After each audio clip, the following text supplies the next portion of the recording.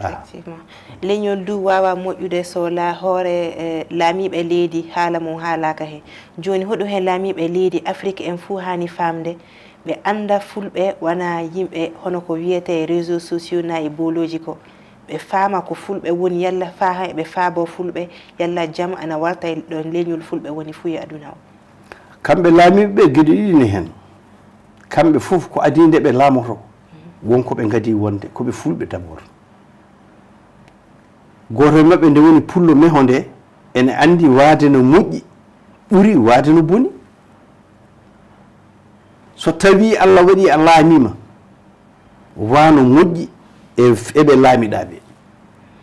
mbaɗa ko moƴƴi eɓe laamiɓaɓe sa waɗi ɗum tan ma waw hisnude pulagu ma hakkude ma e Allah hakkude ma e hoore ma waw hisnude pulagu ma hakkude ma eɓe laamiɗa fof sabu sa laamima wona fulɓe tan lamanɗa ko leƴƴi ɗi fuu lamanɗa ɗum noon alay saago gona tiɗɗo gona timmuɗo gona nunɗuɗo gona qualité ji moƴƴi fof gona e maɗa nde timma gardiɗo wona gardiɗo fulɓe tan gardiɗo leydi fof so Allah hokki pullo noon ha ardima leydi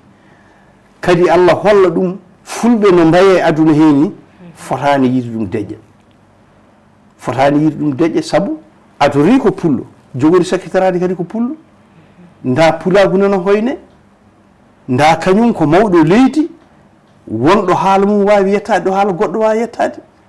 yii pulagu nana hoyne e fenade so tawi kañum deƴƴi haalani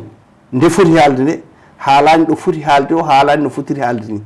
waɗi noon hande ko président janggo so natti président hay goto hettako ɗum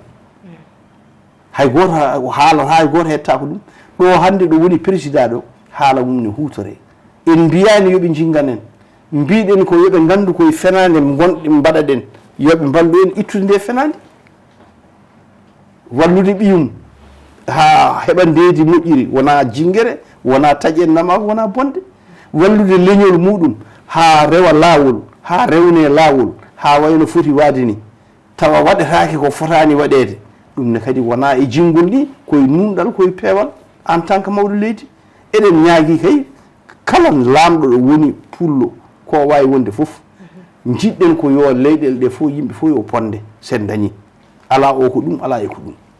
so tawi tisi muusi koɓe cufti leñol pulagu ngu tan eɓe piya eɓe mbara eɗen ñaagui hay ɓe gona fulɓe yo gar mballa en guitten ndeɗo yaware saka noon pullo